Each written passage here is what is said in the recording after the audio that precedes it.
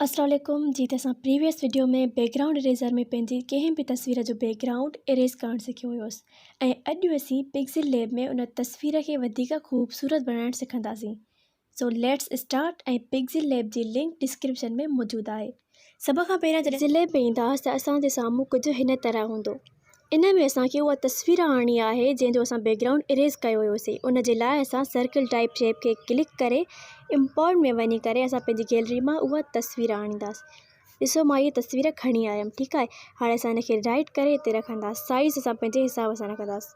जेको new text आहे हिनखे डिलीट करे छॾियो, ठीकु आहे। इहा रखीसीं असां।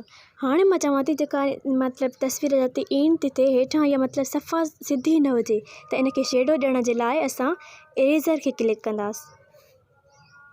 इनखे क्लिक करे इरेज़र जी साइज़ वधाईंदासीं ऐं उनजो शेडो वधाईंदासीं ऐं उनजी स्टिक वधाईंदासीं, ठीकु आहे।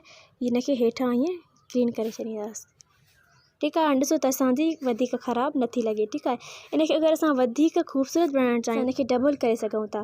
उहो कीअं, इन ई ऑप्शन में असां अगरि मतिलबु थोरो हेॾे वेंदासीं, हिते कॉपी लिखियलु आहे, कॉपी कयोसि त असांजी इहा तस्वीर 2 टाइम थी वई, मतिलबु डबल थी वई। हाणे असां चऊं था हिकिड़ी तस्वीर जेका आहे उहा मेन हुजे ऐं ॿी तस्वीर जेका मथां आहे उहा असांजी मतिलबु शेडो टाइप हुजे। त असां हिनखे वापसि इरेज़र में वञी करे सेकंड वारी तस्वीर खे क्लिक करे इरेज़र में वञी करे असां हिनजी साइज़ वधायोसि, शेडो वधायोसि ऐं हिनजी स्टिक वधाए हाणे असां हिनखे क्लीन कंदासीं।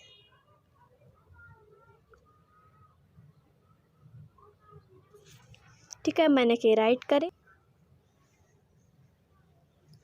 ठीकु आहे। त जेको शेडो वारी तस्वीर आहे असां हिनखे थोरो हल्को कंदासीं त जीअं इहो रियल शेडो लॻे। उनखे तव्हां क्लिक कंदव,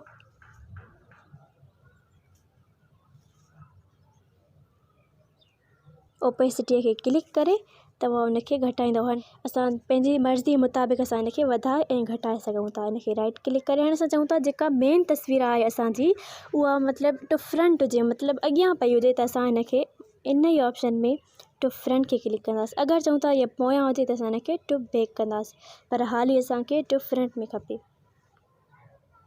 ठीकु आहे। ॾिसो त असांजी हीअ अॻियां थी वई।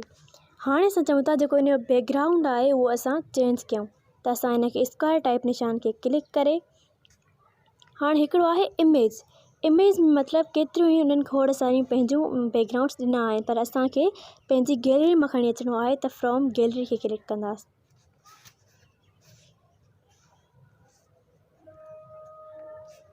गैलरी खे क्लिक करे असां उहो बैकग्राउंड आणींदासीं जेको असां हिते हणणु चाहियूं था।